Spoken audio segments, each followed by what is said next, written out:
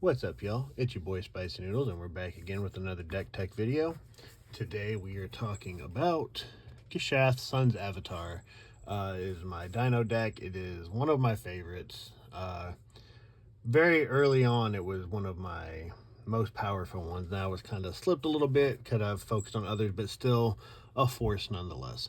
So with Gishath, whenever he deals damage, you get to reveal that many cards from the top of your library and put any number of dinosaur creatures straight onto the battlefield and the rest onto the bottom. So hit with Gishath, flood the board with dinosaurs. That's the strategy here, and we have lots of ways to help cheat out big scary creatures. So let's get into that. As usual, separated the lands because it's lands, but we'll show those first because on theme, I do have all the basics are the Jurassic Park ones, so thought that was cool. Same with the Command Tower, the Jurassic Park. It's on theme. Caverns of Souls is good for any typo style deck because you can add a mana of any color only to cast a creature spell of your chosen type, and that cannot be countered. So always nice to cast Gishath and not have him countered. So yep, just nothing fancy in here, just lands. So let's get into the meat and taters, shall we? Excuse me. So, hunting Velociraptor. This is a great combo piece to get Gishath out early if you can pull it early before Mana Crypt was banned. I did have that in here, and you could potentially get Gishath out on turn 2, which is a game changer because that early in the game, a lot of players are not going to have an answer for him being on the battlefield that early, and it can be devastating for your opponents because, as it says here, your dinosaurs have Prowl.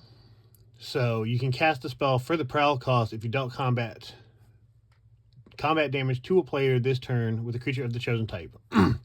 So, as you can see, Gishath costs 8 normally.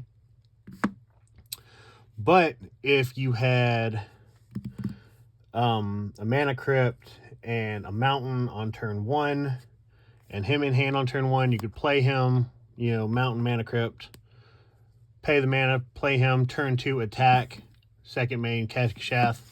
Devastating early on. But alas, Mana Crypt is no longer legal. Still a good way to get him out early. Polanius Hatcher, he gives all your other dinosaurs haste, meaning that they can attack the same turn they're cast. And when it enters, you get to create 2 0/1 green dinosaur egg tokens, and at the beginning of combat, you get to basically sacrifice an egg and create a dinosaur, so you get to hatch an egg, basically. Gigantosaurus, just a big vanilla creature, no abilities, he's just big and stompy. Galta, the Primal Hunger, costs X less to cast, where X is the total power of creature you control. So, granted, he normally costs 12, but in a dinosaur deck, you have a lot of high power creatures, so you could potentially play him for 2 mana, which 2 mana for a 12/12 is insane. Basic ramp card to go find lands. Kinjali Sunwing, great dinosaur because it makes your opponent's creatures enter tapped, so even if they have haste, they are not swinging at you that turn. So it gives you a little bit of wiggle room where you don't have to leave as many blockers, I guess. Sorry, my throat is bugging me this morning. Verdant Sun's Avatar, so when it or another creature enters the battlefield under your control, you gain life equal to that creature's toughness, and again, most dinosaurs are going to have a decent toughness, so that's a good chunk of life gain. He does cost 7, but the goal is for most of these dinosaurs to cheat them out with Gishath and not pay the mana costs. Roaming Throne, one of the few non-dinosaurs in here.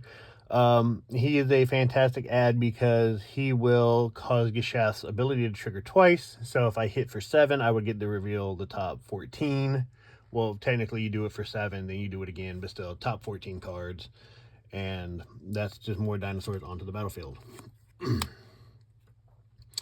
Regisaur Alpha, so when he enters the battlefield, I create a 3/3 green dinosaur with trample. So again, play him, get another dinosaur, so it's a 2-for-1 special. Atali, Primal Storm, everybody loves Atali. When he attacks, I exile the top card of each player's library, and then I may cast any number of those spells without paying the mana cost, so I get to play your stuff for free when Atali attacks. a mana rock, and I like this because of the alternate cost. So you can pay 1 and return a basic land you control to your hand, rather than paying the mana cost. So basically, if you had a mountain on the field, tap the mountain for 1, then choose to send that back to your hand. So you're still maximizing your mana off of that. Shifting Ceratop can't be countered. Protection from blue. Anybody that played Magic know what an asshole blue players are. So yeah, protection from blue is nice. Plus you can pay a mana to give him reach, trample, or haste until end of turn, which is nice. Sunfurl Imitator. So when it attacks, you may have it become a copy of another target dinosaur, except his name is Sunfurl Imitator and has this ability. So essentially, him and Gishath on the battlefield, when he attacks, I make him become a copy of Gishath. Then you have 2 Gishaths, so you're getting double the triggers. Again, the whole point is to cheat out a bunch of big, scary creatures for not paying a lot of mana.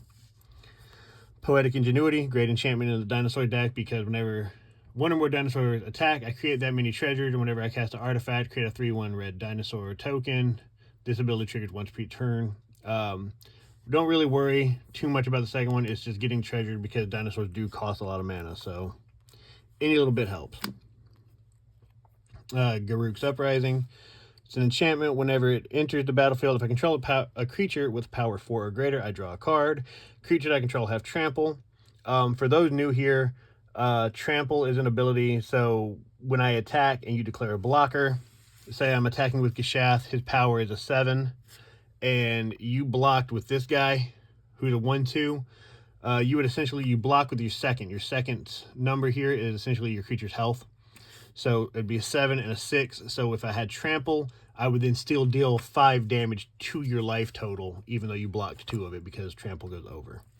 And then with Garruk's Uprising also, whenever a creature with power 4 or greater enters the battlefield, I draw a card. Belligerent Yearling, a nice little cheap dinosaur. Whenever another dinosaur enters the battlefield, I can have Belligerent Yearling's base power become equal to that creature until end of turn. So if he was on the battlefield and I cast Gishath, then until end of turn, the Belligerent Yearling becomes a 7 instead of a 3. So he would hit a little harder. The Talpa, sorry. Primal Dawn. So one of the most busted creatures in the deck. Flying, double strike, vigilance, trample, and indestructible. That is a lot of abilities for a dinosaur. And you know, I did have to go and proxy this version because it is cool as fuck. The 1-800 Are You Flapping? He is flapping, double slapping, no napping, scrapping, and unflappable. It's just funny and a running joke in my pods, so had to make that proxy. The Awakening Sun's Avatar. When he enters the battlefield, if I cast it from my hand, destroy all non-dinosaur creatures, so it's a great one-sided board wipe when everybody else is getting a little ahead of me. The only downside is if you cheat that in with Gishath or another one of the abilities in the deck, you do not get the board wipe. He just becomes a free 7/7, which still is not bad. Arcane Signet, just add a mana of any color, just, you know, cheap mana rock. Everybody knows Arcane Signet. The Hulking Raptor. At the beginning of my pre-combat main phase, add 2 green mana. So it's free 2 mana every turn, essentially. So it helps with cost. Pantlaza the Sun Favored. When Pantlaza or another dinosaur enters the battlefield under my control, I may discover X, where X is that creature's toughness. Do this only once per turn. So discover is... Okay, so if I played Pantlaza, right, his toughness is 4. So I would discover for 4, meaning I would flip cards off the top of my library until I found a card that was 4 or less mana cost, and I can cast that card for free. That's what discover is. And he would do that for anything. Like if I had him on the field and cast Gishath, I would discover for 6, you know, etc., etc. Galadriel's Dismissal. It's a good way is to keep my board safe because you pay the kicker cost, so it's extra. So a target creature phases out. If the spell was kicked, each creature target player control phases out instead. So basically, if somebody wanted to play a board wipe, I would play this, and all my creatures would phase out until the end of that turn, and then they would come back, and they would have never been touched, essentially. Otepic Huntmaster. Dinosaur spells I cast cost 1 less. Dinosaur spells I cast cost 1 less to cast, and I can tap him to give another dinosaur haste until end of turn. So I do have a few of these little humans in here to reduce the cast of the dinosaurs because, again, most of them are very high mana cost, and every little bit helps. The Vault-Born Tyrant. Whenever Vault-Born Tyrant or another creature with power 4 or greater enters the battlefield under my control, I gain 3 life and draw a card. When Vault-Born Tyrant dies, if it's not a token, I create a token that is a copy of it, except it's an artifact, in addition to its other type. So essentially, you have to kill it twice to get rid of it, and it's a life gainer whenever I play dinosaurs. Chroma's Will. It's a good instant to have, especially when you have a commander that does what Gishath does. You can choose one. If you control your commander, when you cast a spell, you can choose both. So creatures you control will gain Flying, Vigilance, Double Strike until end of turn, or creatures you control gain Lifelink, Indestructible, and Protection from all colors until end of turn. But if Gishath is on the battlefield, I get to do both, which is delightful. Galta the Stampede Tyrant.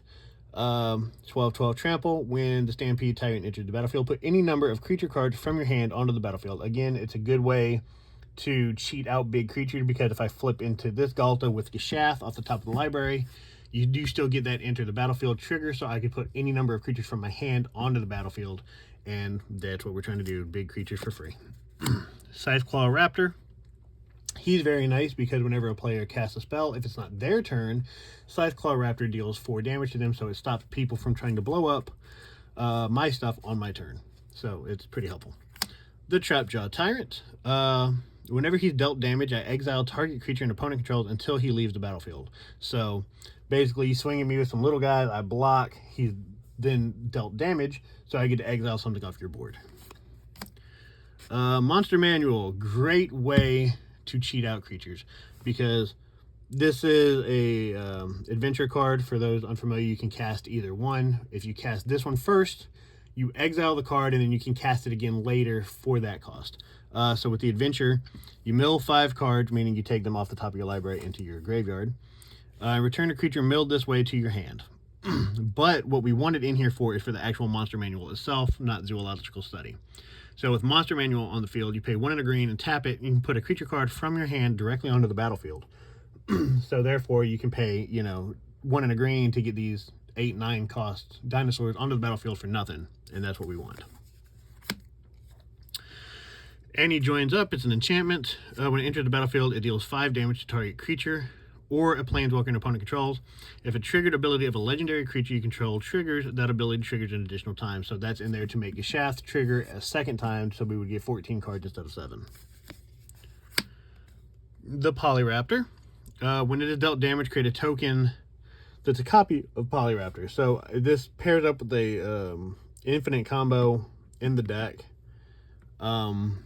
We'll set that aside, and as I get to it, I'll talk about that. The Trailblazer's Boots. Equipped creature has non-basic land walk. So if you guys remember from my other video, I talked about forest walk for a second, where if I have a creature with forest walk and you have a forest, you cannot block my creature. This goes for the same thing, but with non-basic lands. So any of these, like the dual lands like this, they would count as non-basic. So if I equip this to Gishath and you control any kind of land that's not a non-basic, or that is a non-basic, you cannot block Gishath. Double-sided Saga card here. This is Welcome To, and it flips into Jurassic Park. Pretty good. Makes creatures walls. I create a dinosaur, then I return all walls and flip it. Return it to the battlefield. So when we flip this card, it becomes Jurassic Park, which is a legendary land. Each dinosaur card in my graveyard has escape.